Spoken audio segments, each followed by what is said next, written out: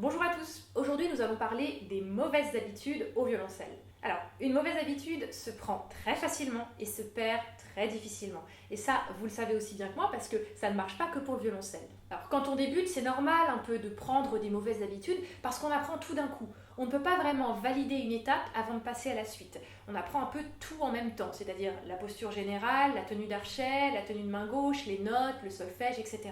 Alors le problème des mauvaises habitudes, c'est que dans le meilleur des cas, ça vous empêche de faire des progrès, et dans le pire des cas, vous risquez vraiment de finir par vous faire mal. Donc c'est pour ça que c'est important de se remettre en question pour pouvoir se débarrasser de ces mauvaises habitudes. Et c'est exactement ce dont je vais vous parler dans cette vidéo.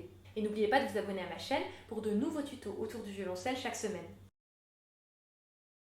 Mon premier conseil, c'est de vous méfier du confort des mauvaises habitudes.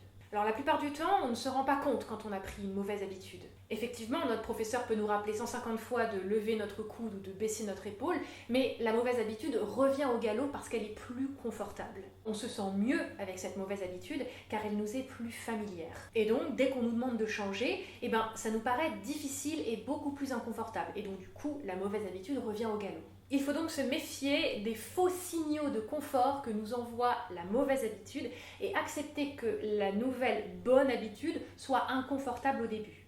La deuxième chose que je vous conseille, c'est de bien prendre le temps de désapprendre avant de réapprendre. Quand on veut changer quelque chose, c'est parfois assez facile de le faire tout de suite, mais c'est plus difficile de le tenir sur la durée. Par exemple, si moi, au 1er janvier de l'année, je décide de ne plus manger de chocolat, je vais peut-être tenir 3 jours, mais je vais probablement craquer au 4e. Donc évitez le piège de vous dire c'est bon, j'ai compris, on va pas en faire tout un plat, voilà, je lève plus mon épaule et on n'en parle plus. Vous risquez d'y penser 3 jours, comme moi avec le chocolat, et puis dès que vous vous retrouvez dans une situation inconfortable, par exemple jouer devant votre professeur ou jouer devant des amis, la mauvaise habitude va revenir au galop.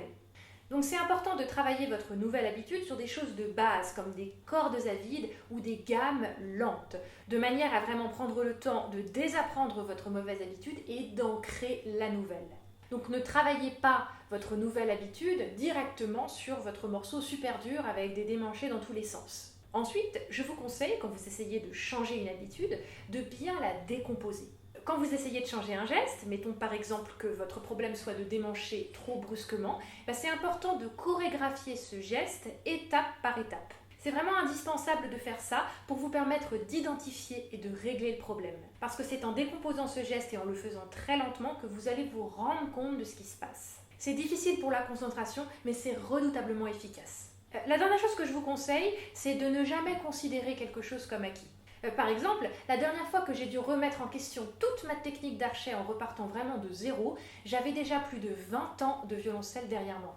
Donc je pense que quel que soit votre âge et votre niveau, c'est important que vous puissiez remettre en question les fondamentaux et de ne jamais considérer quelque chose comme acquis.